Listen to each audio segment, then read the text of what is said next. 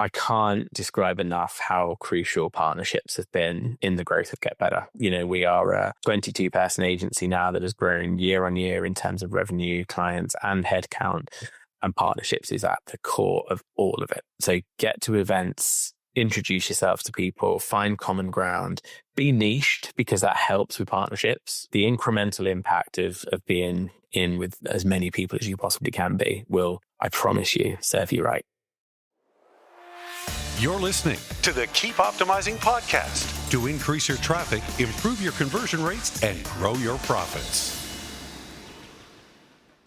Hello and welcome. I'm Chloe Thomas, the host of this e-commerce marketing focused podcast. If you're not familiar with the format, well, every 5 episodes we switch our focus to a different marketing method, and in each episode we release a new one on Wednesdays. I interview a different expert to explore the latest advice on making it work for you. This 5-episode series has been all about getting you ready for peak. So far, we've covered AI and marketing with Lucy Bloomfield, the huge opportunity that is podcast advertising with Anna, another big advertising opportunities session, including offline and TV with Carolina from Praxis, tracking, huge topic, and probably the fastest to implement with Wes from Leaf. And we're wrapping up with email marketing, both because I know some of you are frantically dealing with Yotpo's exit from email marketing, but also because there's lots of potential still to be squeezed from your email marketing activity.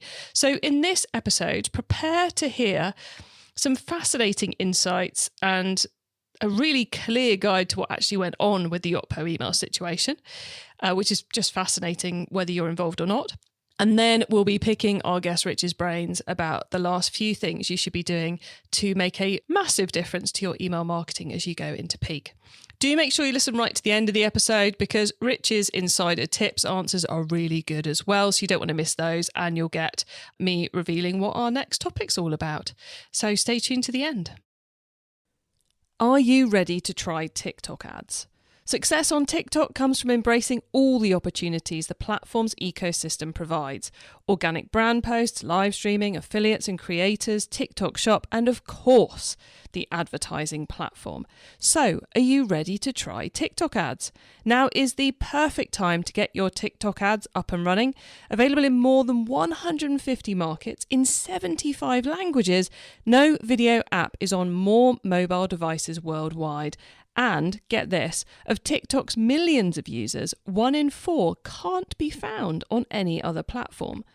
Don't start with TikTok ads without checking the latest new advertiser deal. Find it at keepopt.com/TikTok ads. That's keepopt.com/TikTok ads. TikTokads. All one word. I'd love to hear how you get on.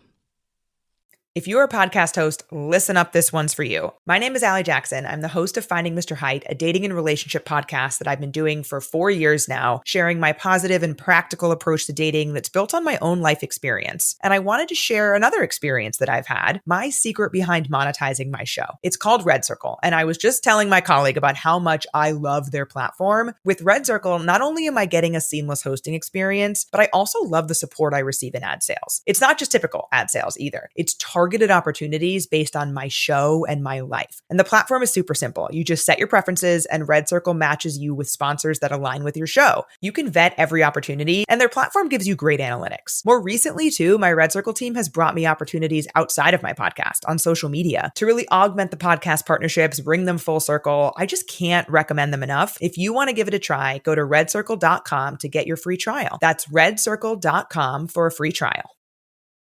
In this episode, I'm chatting with email marketing expert Rich Evans. Rich is the founder and reluctant managing director at Get Better, an agency focused on building personalized email marketing that helps their clients reach their full growth potential.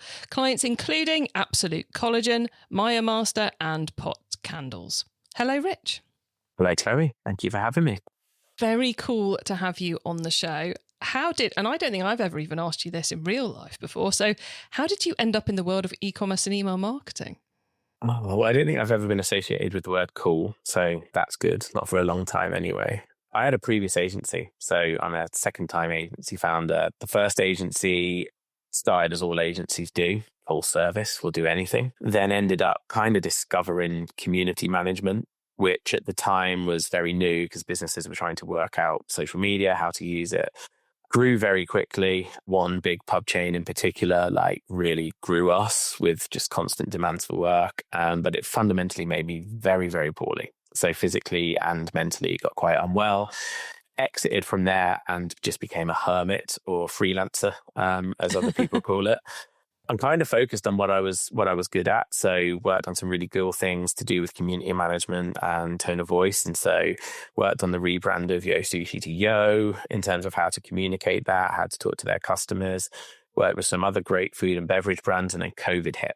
And so all of my wider full service marketeer skills were needed because everyone that I've been working for to drive bums on seats suddenly had no seats available to drive them to, but a hell of a lot of stock piling up, and whether it was sushi or beer or pies or whatever it was. So got involved in building some quick, dirty e-com presences. At this point, discovered Klaviyo. So we first discovery, I guess, of where I now mainly operate was late 2020, early 2021.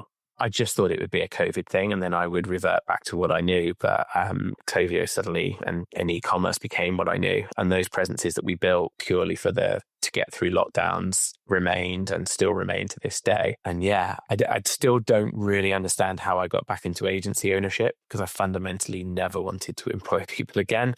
But here we are now, and Get Better exists as an agency purely to service Klaviyo. Very cool. I have to say, having had an agency myself, I totally get why you were like, how did I end up with another one? How did this happen? But I think what's super clear is that you learned a lot the first time, and this one is super focused on doing one thing excellently, which is a lot easier.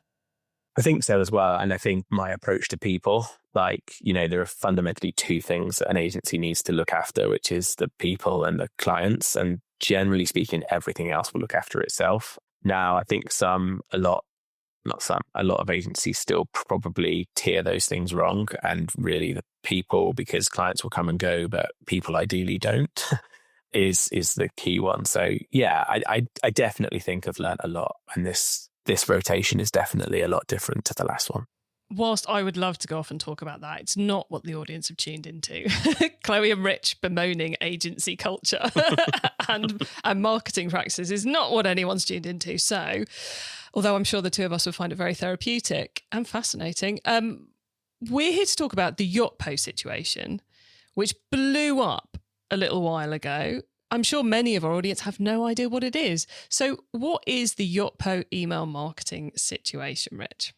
Well, let's go back. So Yotpo, people will recognize Yotpo as I did when I came into e-commerce. I believe there was a history before that, and there may have been some PR recoveries from, but I knew Yotpo as a reviews and loyalty platform that had acquired an SMS platform, SMS Bump, and so we're in the SMS space, but really understood Yotpo as a reviews and loyalty platform. As Klaviyo continued to build and dominate, and much quicker and much more powerfully and strategically than other email platforms that they were leaving in their wake, Yotpo a couple of years ago rounded up some, respected agency partners and stuff and said, right, we're going to have a go at email. And I think, look, I truly love Klaviyo because I've built a business around it. But I'm also a little bit like, Klaviyo has such a dominance in this market that what would be really good for this market would be a pretender to the throne, a really good alternative, because I'm kind of stuck saying, well, it's Klaviyo or nothing. And Klaviyo's pricing has irked people. And, so when Yotpo sort of put this out there, I was listening, and then went to some really good partner sessions and sort of watched some screen grabs and stuff, and was like, yeah, you know what, this will have a place. And the sweet spot for me was, I've got a lot of clients that do everything else on Yotpo and then just do email on Klaviyo and don't like paying the money that Klaviyo charges them. And so that was the sweet spot. So I did decide where Yotpo were going to pitch these clients anyway. And so for me, it was either, well, I go with them because the commercial side of it was a no-brainer for these clients, which we'll come back to. So did perform some migrations over to Yotpo. And so very briefly, I was not someone that I announced myself as solely a Klaviyo agency. I was 98% a Klaviyo agency. With Yotpo, it became really abundantly aware that they were building as they went along. So I think that's the first thing, is they launched in too quickly.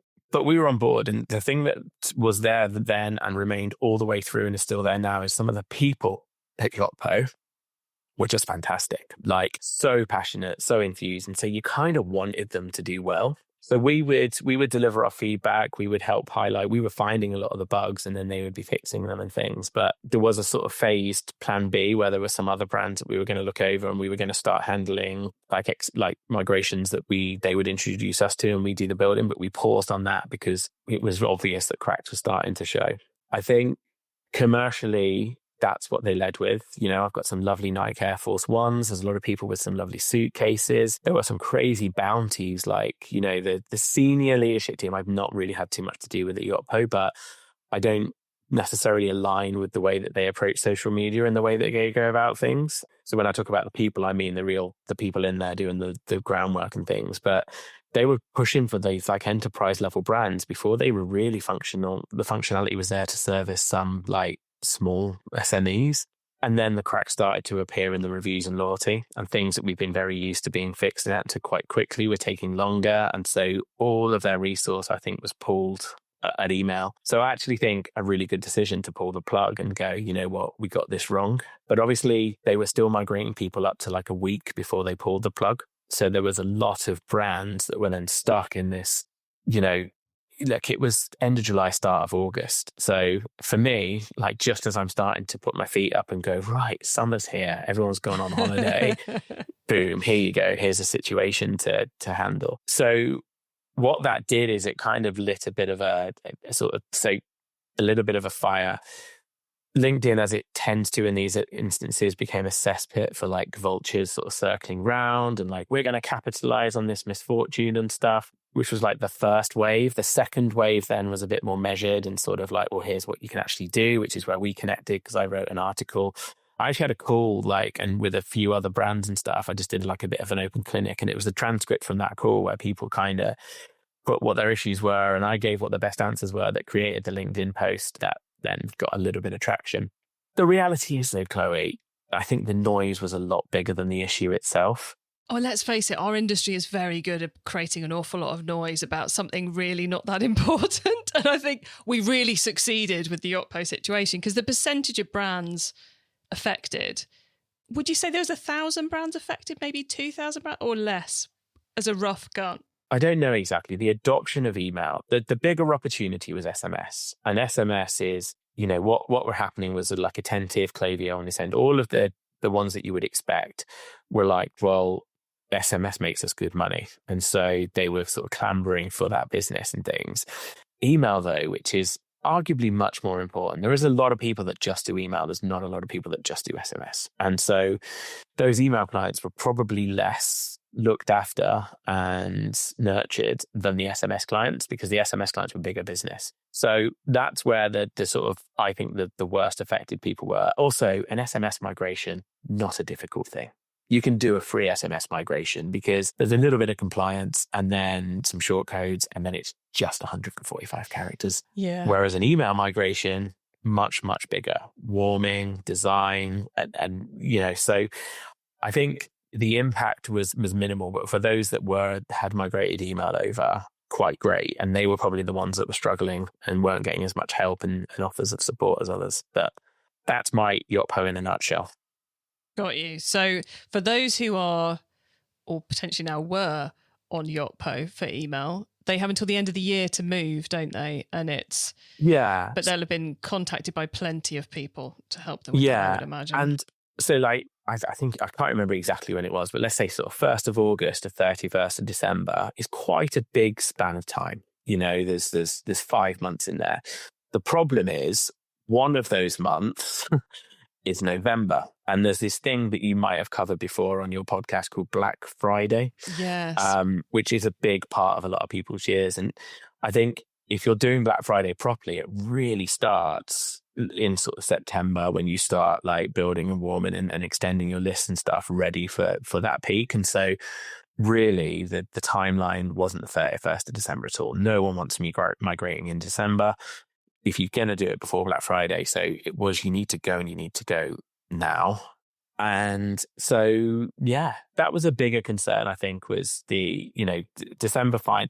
All of the main platforms were saying like, we'll Klaviyo offered a price match, which was an interesting sort of take. With Attentive and Omnisend had been a commercial arrangement for the book of business. So I think Omnisend was Yotpo's chosen partner for email and Attentive for SMS. And so, yeah, there was a real clamber and everyone sort of grabbing it and things. Now I think most people have got a plan, or I hope they've got a plan, at least in action. I mean, I totally get from Yotpo's perspective, from a SaaS company's perspective. Yep, we're going to tie it up by the end of the year. We start 2026 fresh, lovely jubbly. But God, the e-commerce marketer in me is going, could you not have said 31st of January? Just to give people a choice. I mean, I'm sure there'd be some who would still have moved immediately, but just to have, we'll do our migration in January, we'll plan it properly, we'll make the diligent decision of where we're going and all the rest of it. I do think that date was a bit harsh. Yeah, but I suppose you could argue, like, the thing is, for me though, it forced people's hands because the platform was not up to standard, and it was only really just annualizing in terms of it being live. And so for a lot of people, it was going to be their first Black Friday on the platform. And I think they've probably done those people a favor, because there were elements, and look, it's a contentious issue, and I know we're international here, but in the UK, emailing people that have bought from you and not necessarily giving you explicit consent when it comes around to Black Friday and reasonable intent will be on people's radars. Yotpo wouldn't let you email those people. Like, fundamentally, you were just shut out. And we've been working on them to get it to be a toggle option so that you could toggle off if you understood the warnings, a little bit like Shopify will let you pre-tickets box, but it will tell you that you shouldn't do it. You're like, you sure you want to do that? You shouldn't really, but we're still going to let you do it anyway.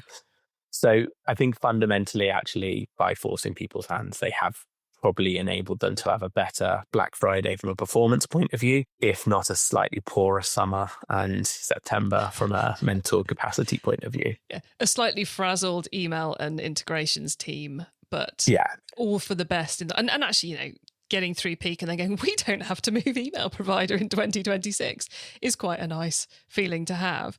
So Rich, let's migrate a little bit ourselves away from the Yotpo situation.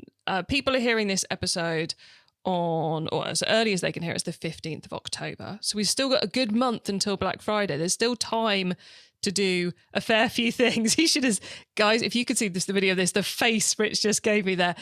Is there anything which you would be, and if you bumped into someone at an event at the moment, they're going, Rich, my email's in a state, what do I 100% need to get done ASAP to improve my performance? What would you be saying? What are the bare bones? I'm going to stop this question in a minute, but what would be the bare bones of what someone needs to have made sure they've got sorted, ready for the peak that is very, very imminent now?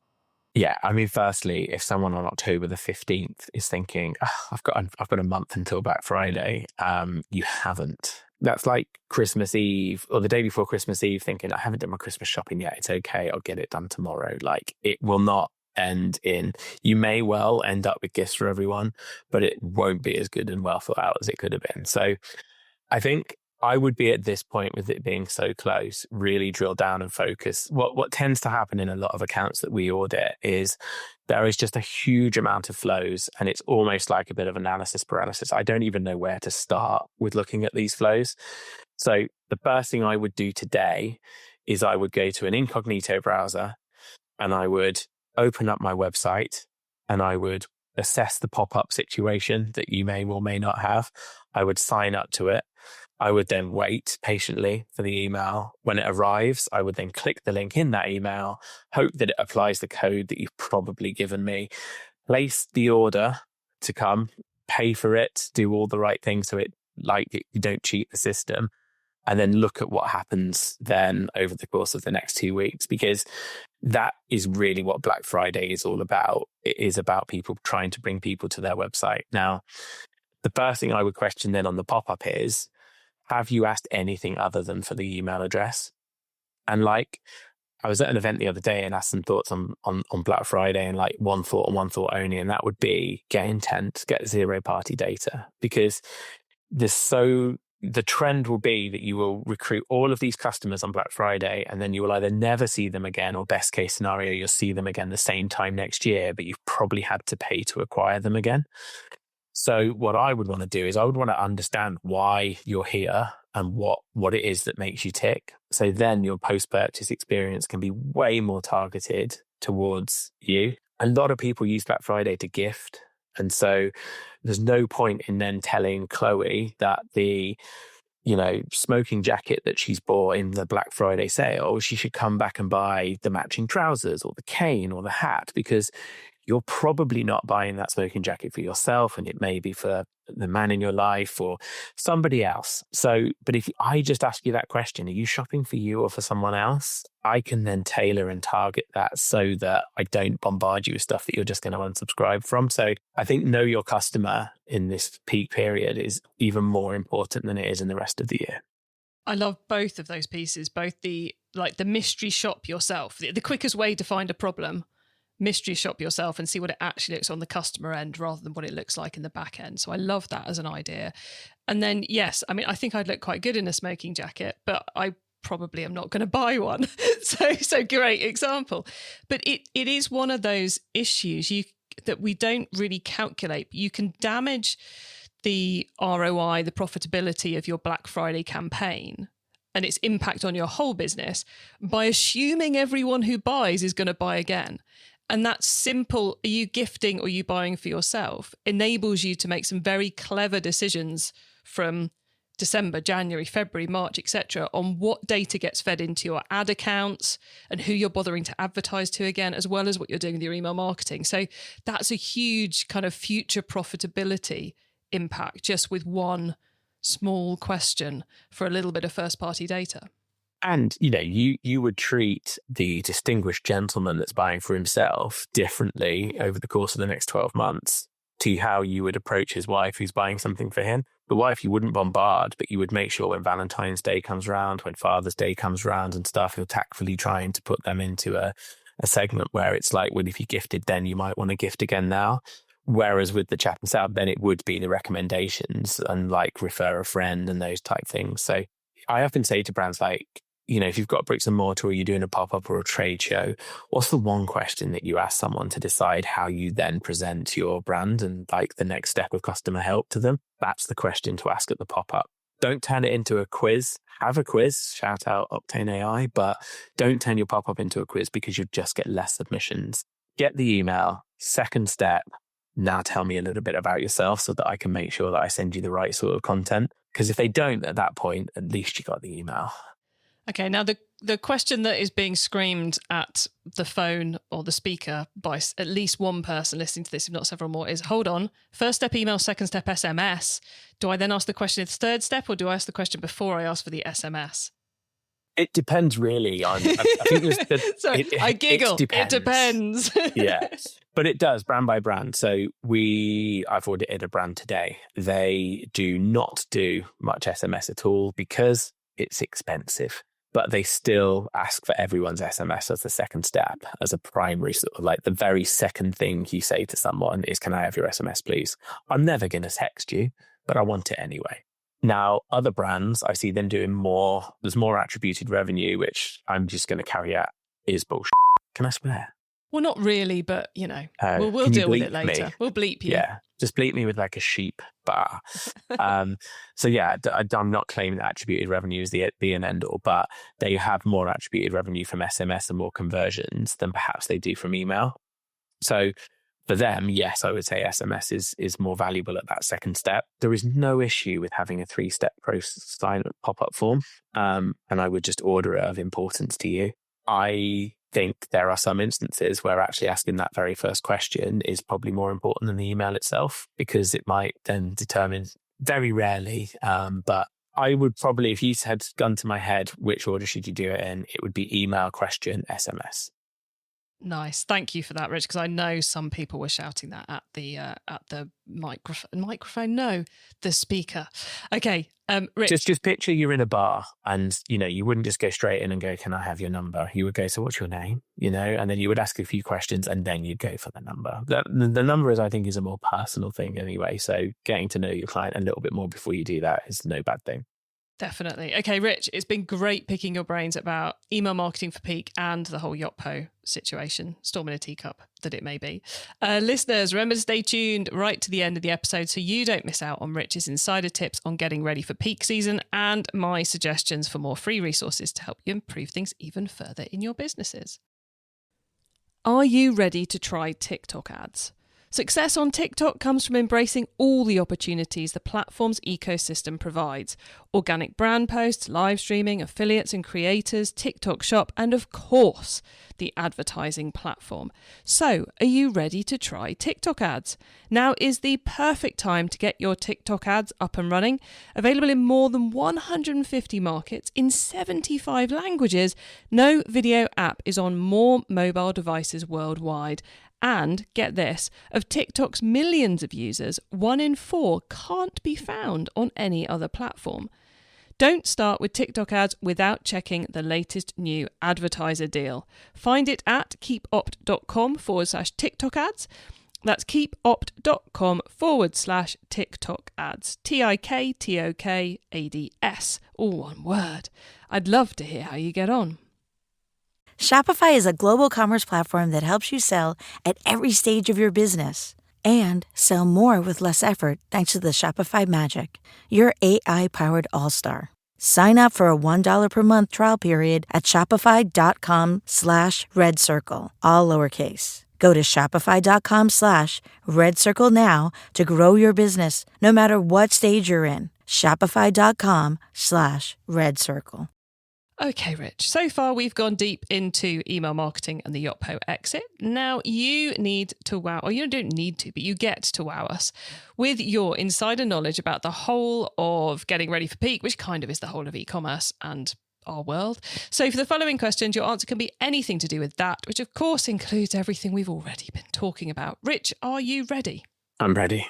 Okay, let's start with newbie advice. If we've inspired someone to take their first step, what do they need to know to give themselves the best chance of success? I mean, I'm gonna take a slant. I like this part that you do each time, and so I think I would be repeating the pop-up. You know, if you first step into email marketing, I'm actually going to do it from the viewpoint that we talked about earlier of having built an agency, and for the second time, and it's partnerships. Like, I can't describe enough how crucial partnerships have been in the growth of Get Better. You know, we are a 22-person agency now that has grown year on year in terms of revenue, clients, and headcount. And partnerships is at the core of all of it. So get to events, introduce yourself to people, find common ground, be niched, because that helps with partnerships. You know, everyone's happy to send me clients for Klaviyo because they know I'm not going to go and try and steal any other parts of their business away. But yeah, that would be the main thing. And don't measure it like this partner's giving me this. The incremental impact of being in with as many people as you possibly can be will, I promise you, serve you right. Software or service partnerships? All of the above. I mean, service partnerships for me are my favorites. I think the volumes in terms of service partnerships will be less, but the quality will be much better because it tends to be you're being introduced to clients that they've got a long lasting relationship with. Tech partners, a little bit more difficult to come by. They will want to default to 10% of kickbacks and we want all of your clients. But I do find like the more you put in with these tech partners, like we get a lot back from Klaviyo now. It wasn't always like that. We've put a lot in, but now we've built stock and clout with them. And we've got a reputation of being a really safe pair of hands to push a churn risk client to, or someone that needs something very specific because we're quite a technical agency. So yeah, I'd start with service partners and then scale up to tech partners when you've got the clout that kind of gets their attention. And of course, clout, maybe not quite the right word for how I'm going to put it, but partnerships are about building a relationship. So it doesn't all happen on day one. You know, you get what you put out of it. So you just make it really easy. Every partnerships discovery call is the same. So what's your ICP? Make it as easy as possible. Anyone that sells stuff online and is using or willing to look at using Klaviyo. Okay, how should I introduce them? Well, we do paid audits. We do a lot of them. I'll give you a 50% off code specifically for your agency for your first 2 that you send me over. So it's a value add. So it feels like they're getting something extra. and just have that, like, just make it really easy. Because then partners that have probably done 3 or 4 of those calls that week and it's all a bit samey, you're like, okay, well, actually, I've got someone that might go for that today, sort of thing. And then really look after them. Because I dare say that, especially on the service point of view, they're going to go and go, oh, how did you get on with Rich? And you want that to be a really, really great experience. So yeah, our partnership introductions, we handle in a very different way to our inbound website. So not to deter anyone from coming via the website, of course, but we do really roll out the red carpet when it comes to a partnership intro. Cool. Anyone wondering what ICP is? That's Ideal Customer Profile. Very much a software service side of things. So I'm sure a lot of the retailers are going, what is an ICP? Ideal customer. Simple as that. Now, once you've started, of course, you've got to keep optimizing. So what's your favorite way to improve performance? So I'll revert back to CRM management for this question and things, because I appreciate that's where a lot of retailers will want me to be answering. I think A/B testing, but strategic A/B testing. So ideally, you're not writing and sending the campaign on the day it's going out and then thinking just before you send it, I need to test. I'll test either 6 or 8 o'clock. What you're really doing is you're planning out content, and then you're deciding if between 6 p.m. and 8 p.m. is the test that you want to run. You do that continuously for a period of weeks and measure all of the results together. So 6 to 8 on a Wednesday might work different between 6 to 8 on a Sunday. So run one test for a period of time where you think, right, that is now going to give me the data that is going to be, and then take that forward and then go and test the next thing. So yeah, I think A/B testing strategically, we see a lot of accounts where there's been an A/B test running for 742 days and it's significantly weighted in one's favor of the other, and no one's ever picked a winner. So yeah, not for the sake of A/B testing, but really do focus on something and then make that the theme of your month, that you're going to test that one thing and then next month is going to be something different. I really like that. It's like, it's not we need to do more email. It's not we need to do some A/B testing. It's we have a problem that could be solved by email or could be solved by A/B testing. So I love that example. Thank you, Rich. If someone listening wants to learn more, is there one cheap or free resource you would recommend? In terms of a book, I want to recommend, because it was a game changer for me. So I have a lot of ADHD traits, and I've got a big old past with mental health and something I'm really passionate about now. And so if anyone's kind of feeling the same and not quite sure why they don't make the right decisions and stuff, The Chimp Paradox is an amazing read. And so I like to recommend that at any opportunity that I have. So I really recommend getting that and understanding how you're wired up. From a on-topic sort of Klaviyo world, the Klaviyo certifications, I think you can get certifications anywhere. You can, every sort of tech platform has them. I really do. We push every member of the team through them. Even if they've been working on Klaviyo for years, we want to send them through the academy and to get the certifications, because they really do. Sometimes they will affirm things that you already knew. But if you do them and you just take half a dozen things that you were like, well, I actually didn't know that, then I think they're well worth doing. So yeah, and they're free. So I would ideally point people towards them. I always find it fascinating when people recommend a tech company's knowledge base, as it were, in training courses, having run a Google Ads agency where yeah, the whole that is riddled with errors and out-of-date information. It's always great to hear a solid recommendation for one that is very much worth going through.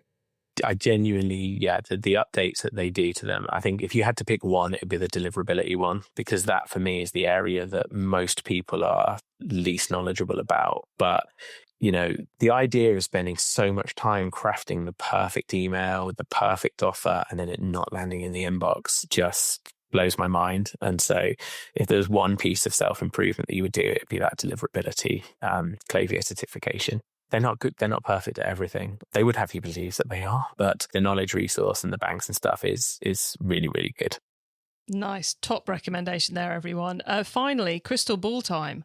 Dare I ask you, what is coming up in the next 6 to 12 months we should be getting ready for? I think I'll go controversial first of all, the backlash of AI. And I think we already see it a little bit. Like, I use it daily, but I use it as leverage to speed up tasks that I'm still owning. I think we're seeing a lot. I I pulled a client up just yesterday because I've got a really good CRM manager, but fairly junior, but more than capable of handling this client.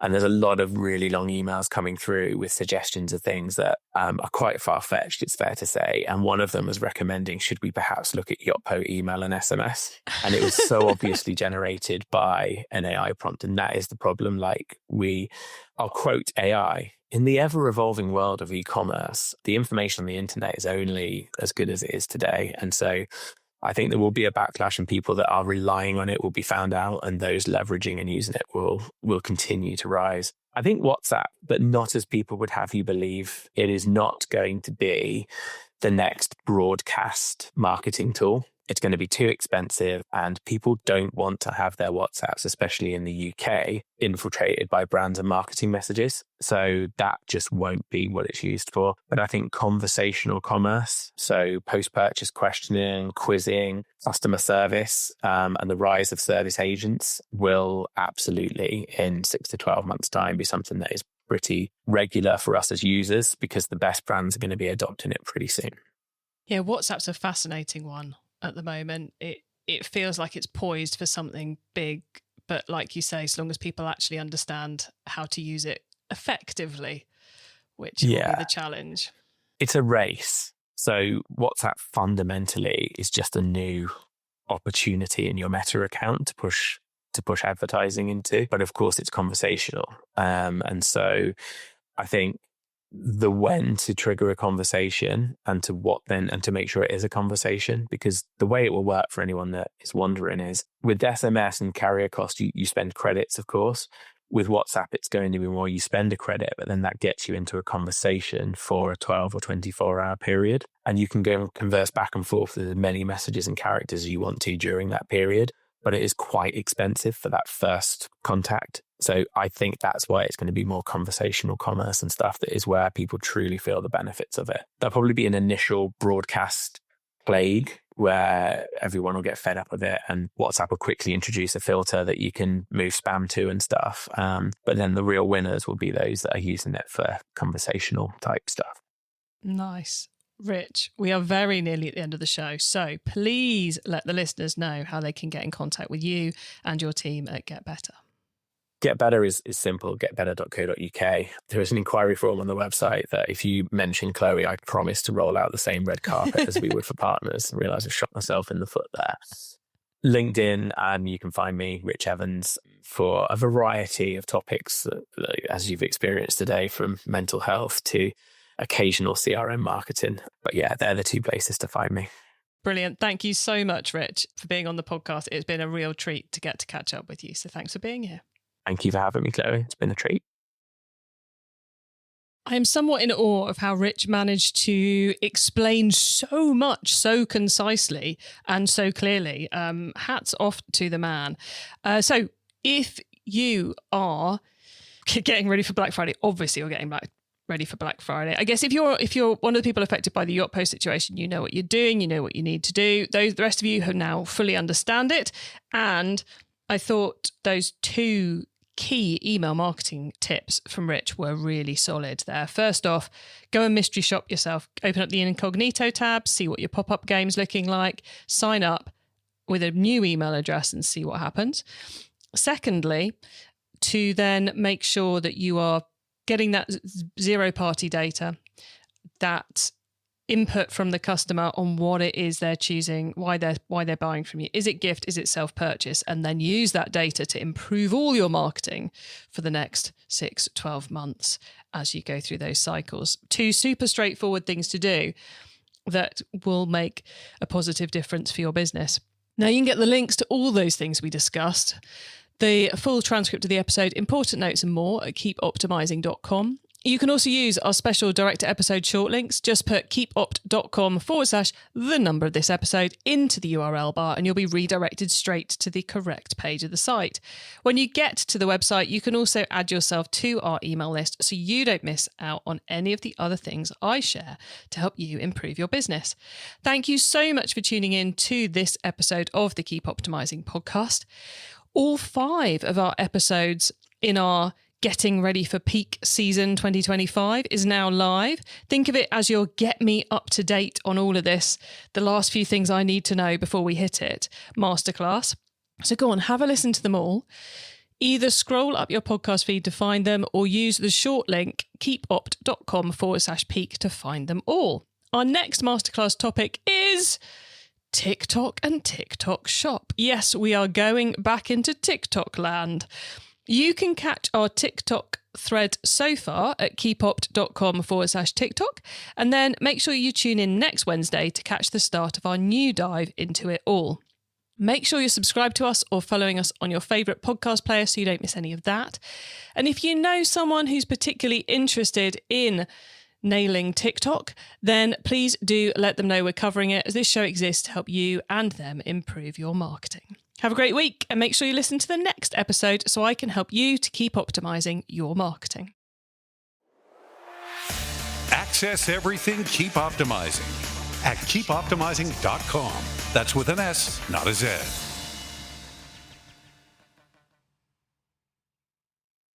Check out the latest TikTok ads new advertiser deals. Find them at keepopt.com/TikTok ads. That's keepopt.com/TikTok ads.